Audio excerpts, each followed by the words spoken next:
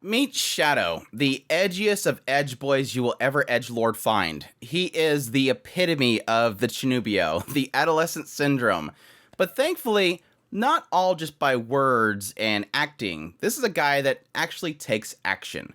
Call him your very goofy version of Batman. The guy that works in the shadows and claims he doesn't want credit unless it looks really, really cool. And with his massive 600 plus waifus, he is going to change the world. But is this series worth a watch? That's the big question mark, and I think my opinion versus a lot of other people is sort of a little bit different perspective. But this is my review of The Eminence in Shadow, a 20-episode series, so let's jump right into it. The Eminence in Shadows opens up with a typical high school boy. Not really typical. During the day, he's a typical high school boy, going to school, taking care of his daily routine, but at night, he becomes a different person. See, he's been training every single day, looking for the best weapon possible to take down bad guys in the shadow of the night. And he's been doing this for quite a while, taking down biker gangs and everything. Until unfortunately one day, he meets his end to that good old truck-kun. And this frustrates him a lot because his entire life in our world has been limited. The human nature is limited. We don't have magical powers here. We don't have the ability to become Goku. We have limits of our mortality itself. And no matter how skilled he becomes, there's just nothing to fight against a band of guns. There's no fighting against a bomb. But that all changes because this boy ends up getting transported into another world full of fantasy, magic, and all that kind of stuff. And thus, he's finally able to become what he's always dreamed of being, somebody that surpasses the levels of humans and becomes magical and powerful enough to take down whoever he wants in the shadow of the night. And yes, becomes Shadow. Well, during the day, yes, trying to keep up this facade of the son of this family and training in sword skill. And the funny thing that happens is over time, he ends up meeting different girls and sort of saving them from this possession that's afflicting them. And he makes up this story about this cult of Diablo seeking out this bloodline and basically trying to control them. And so all these girls that he saved end up creating this Shadow Garden. And this is this organization that fights against the cult of Diablo. And yes, it just so happens the cult of Diablo is actually a real thing in this world. And so while this boy, Sid, is just basically enjoying his life and gaining power and fighting bandits at night, at the same time, this Shadow Garden that has been created is fighting in the background and doing exactly what they think he wanted done. And so for quite a bit of the story, it's Sid enjoying his school life and growing up and fighting bad guys at night, all the while every now and then encountering the Shadow Garden, working behind the scenes to take down the cult of Diablo. And you get a sense very quickly that Sid almost thinks that these girls are just kind of playing into his delusions, because that's the experience he had in his previous life. While he was growing up in Japan, he was a Chinubio, and he had these delusions of grandeur, but again, he acted on them, becoming this kind of Batman character at night, taking down bad guys and kidnappers and biker gangs. While everybody else at his school, they sort of grew up. They put that behind themselves and they became high schoolers and they moved on with their lives. And so yes, in this world, he sort of has the same feeling. Oh, these girls are just kind of playing into my act. They don't actually take this stuff seriously. And over time, you're getting the revealing of the cult Diablo, what they're working on, the strings they're pulling behind the scenes, affecting different kingdoms that Sid is going to, the princesses that he somehow runs into by happenstance and ends up getting involved with through just kind of silly shenanigans. All the while, Shadow becomes a very focal point for pretty much everybody that's the lead of these kingdoms, even though, again, doesn't necessarily want that attention. So my thoughts on The Eminence in Shadows. I am of two minds of this series. It's a series that for quite a bit this season, I was covering it on a weekly basis. It was a series that I kind of felt people enjoyed my opinion on it, because I think I'm the outsider. Let me be perfectly clear. I am not the mass public here. My opinions typically are not what everybody else agrees with. And I think that's an okay thing. I've always been the perspective that I think it's okay when you don't enjoy everything about a show, and you still watch it because there's certain aspects about it that you really enjoy. I mean, for me personally, it's Shadow Garden. I really like the concept of Shadow Garden.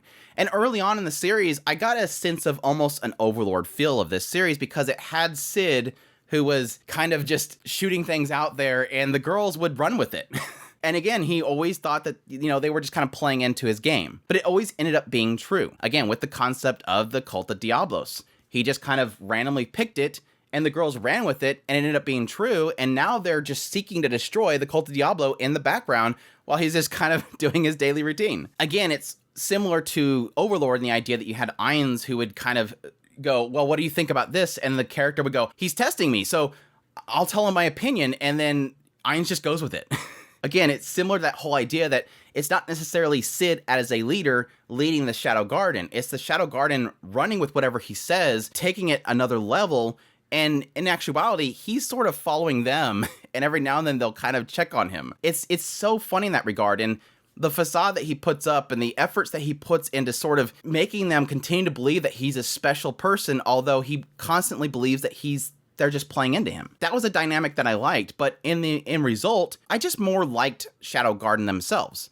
I liked them, again, misreading what Cid wants and running with it. And then realizing at some point, I don't think that's what Cid really wants. Shadow has different plans, and it's not what we thought it was, so we need to shift our perspectives. They're constantly seeking approval and some sort of leadership from Shadow, but at the same time, he's in his own mind. He is in a different world. And that sort of gets me into my struggle with this series.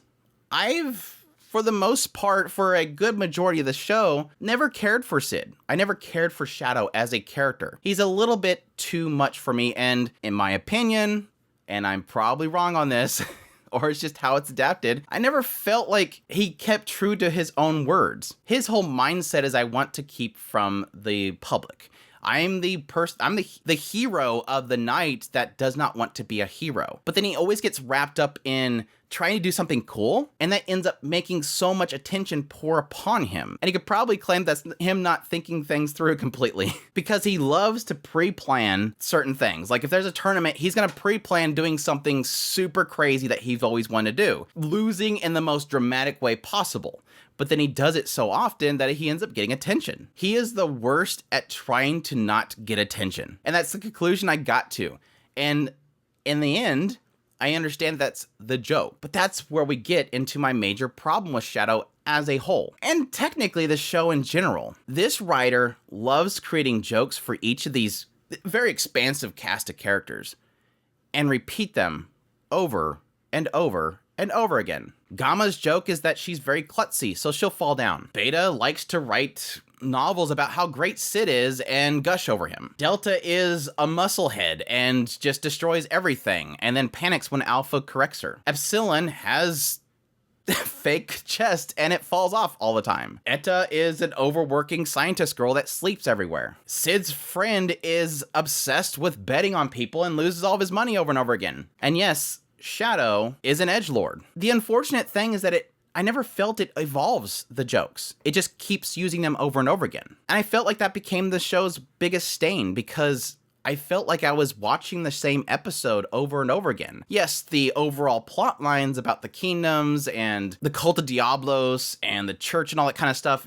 is there and it is developing, but the interactions and the humor within it was very stale in that regard. And again, like I said, Shadow was the biggest example of that. It wasn't that I wasn't getting Shadow's jokes like many people believed I wasn't getting when I was talking about this show as it was airing. It's just it wasn't funny because it wasn't improving the joke. But again, comedy being subjective, a lot of people found it really funny. No matter how many times it came out and suddenly did something grand, which is cool. It's fine.